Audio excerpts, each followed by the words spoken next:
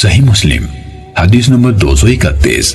حضرت زید بن خالد جوہنی رضی اللہ عنہ سے روایت ہے کہ رسول اللہ صلی اللہ علیہ وسلم نے حدیبیہ کے مقام پر رات کو ہونے والی بارش کے بعد ہمیں صبح کی نماز پڑھائی۔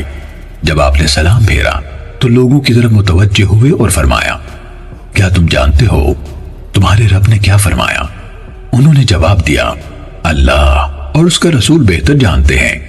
آپ نے فرمایا، اللہ تعالیٰ نے فرمایا، آج میرے بندوں میں سے کوئی مجھ پر ایمان لانے والا اور کوئی میرے ساتھ کفر کرنے والا ہو گیا۔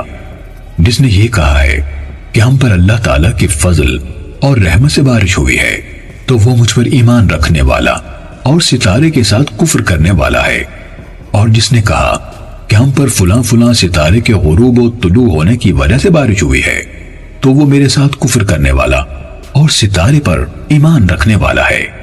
صحیح مسلم حدیث نمبر 232۔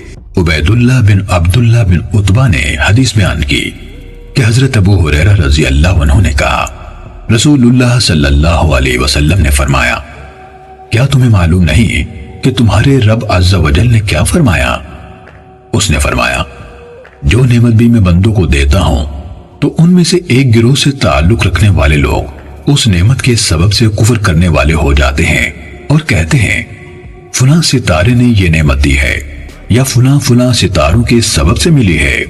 صحیح مسلم حدیث نمبر 233۔ محمد بن سلمہ مرادی نے اپنی سند سے اور عمر بن سواد نے اپنی سند سے عمر بن حارث سے روایت کی، انہوں نے کہا، ہمیں حضرت ابو ہریرہ رضی اللہ عنہ کے آزاد کردہ غلام ابو یونس نے سیدنا ابو ہریرہ رضی اللہ عنہ سے روایت کرتے ہوئے حدیث سنائی۔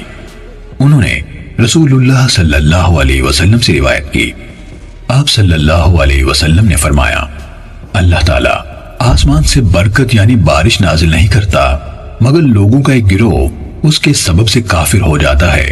بارش اللہ تعالیٰ ہی اتارتا ہے، لیکن یہ لوگ کہتے ہیں فلاں فلاں ستارے کے باعث اتری ہے، اور مرادی کی روایت کے یہ الفاظ ہیں، فلاں فلاں ستارے کے باعث اتری ہے۔ صحیح مسلم حدیث نمبر 234۔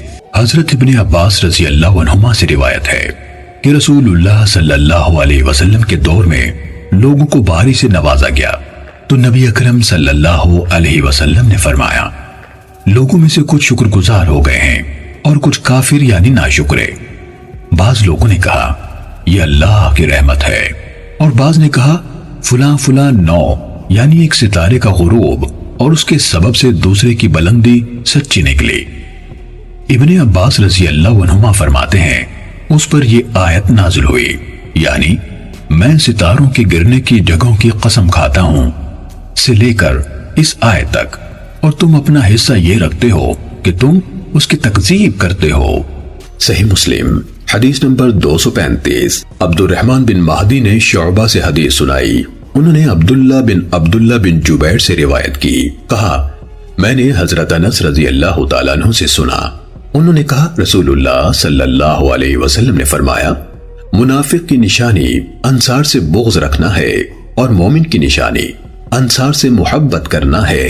صحیح مسلم حدیث نمبر 236۔ خالد بن حارث نے کہا ہمیں شعبہ نے حدیث سنائی، انہوں نے عبداللہ بن عبداللہ سے، انہوں نے حضرت انس رضی اللہ عنہ سے روایت کی کہ نبی اکرم صلی اللہ علیہ وسلم نے فرمایا، انصار سے محبت کرنا ایمان کی نشانی ہے اور ان سے بغض رکھنا نفاق کی علامت ہے۔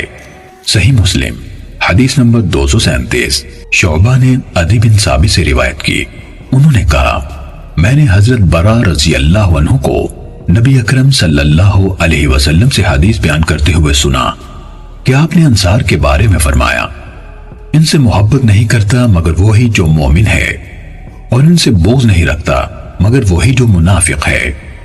جس نے ان سے محبت کی اللہ اس سے محبت کرتا ہے، اور جس نے ان سے بغض رکھا اللہ اس سے بغض رکھتا ہے۔ شعبہ نے کہا میں نے عدی سے پوچھا کیا تم نے یہ روایت برا رضی اللہ عنہ سے سنی ہے؟ تو انہوں نے جواب دیا انہوں نے یہ حدیث مجھے کو سنائی تھی۔